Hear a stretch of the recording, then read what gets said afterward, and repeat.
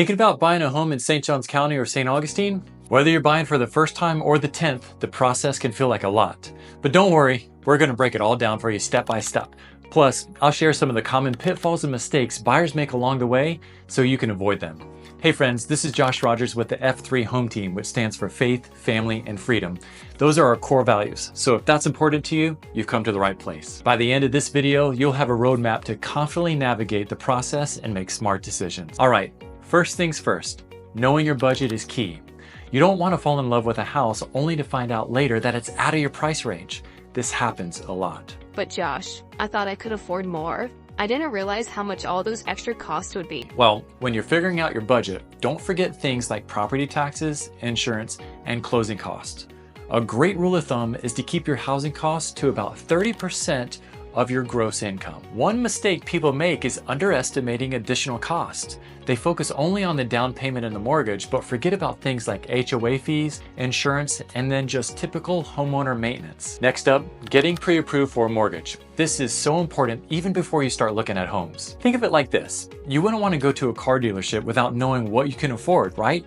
Well, same thing with houses. Plus, sellers take you more seriously when you're pre-approved. They know you're financially ready to make an offer. But do I really need to get pre-approved before I shop around? I thought I could just figure it out later. Well, you do need to get pre-approved early. And hey, if you want to dive deep into the mortgage process, check out our other video on getting a mortgage. We'll cover all the details and options to make you confident and comfortable with the mortgage process. Now let's talk about finding a real estate agent. I know you probably have a friend or relative who's an agent, but this one is the biggest purchase you'll ever make. You need someone who really knows the market and has your best interest in mind. We've had buyers say, "But Josh, I don't want to hurt anyone's feelings. Should I just use my cousin who does real estate part-time?" And here's the truth. The right real estate agent can save you thousands of dollars and protect you from costly mistakes. They can help you negotiate better terms, steer you clear of bad deals, and help you navigate tricky situations. This isn't a time for favors. It's your investment. A mistake I see often, buyers go with the first agent they meet or pick someone off Zillow without doing their research. Take the time to interview agents and make sure they really understand what you're looking for. There's a lot of newbie agents out there or part-time agents that have no idea what they're doing. Now comes the fun part, house hunting. But it's easy to get swept up in the excitement and lose focus on what really matters.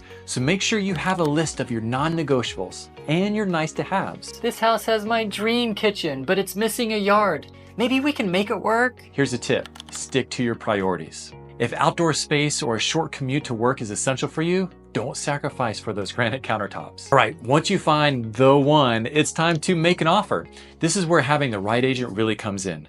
They'll guide you on making a competitive offer without overpaying. But how do I know if I'm overpaying in a house in this market? Well, your agent will run comparative market analysis to see what other homes in the area have sold for recently. But a common mistake is lowballing in a hot market. You could lose out to another buyer. Now, after you come to terms on an agreement, you write a contract, and your real estate agent will guide you through those contract terms and the key dates that are important. You'll submit an initial deposit for the contract, which is generally 1 to 2% of the purchase price. This deposit is often held by the title company that's going to facilitate the closing. At this point, you'll have a chance to inspect the property. And this is when you find out if there's any hidden issues like roofing problems, leaks, or electrical issues. Do I really need to pay for an inspection? The house looks fine to me. Trust me, you want that inspection. Skipping this step is a big mistake because even new homes can have issues. If something comes up, you might be able to negotiate repairs or ask for a price credit. Your real estate agent can give you a recommendation for an inspector to hire, and generally a home inspection takes 2 to 3 hours and can range around $500. The following weeks will consist mainly of you going through the mortgage application process, submitting a bunch of documents. The mortgage company will order the appraisal, and then you're ready for closing. Finally, you're clear to close and it's time to get the keys. This is the day when all the paperwork is signed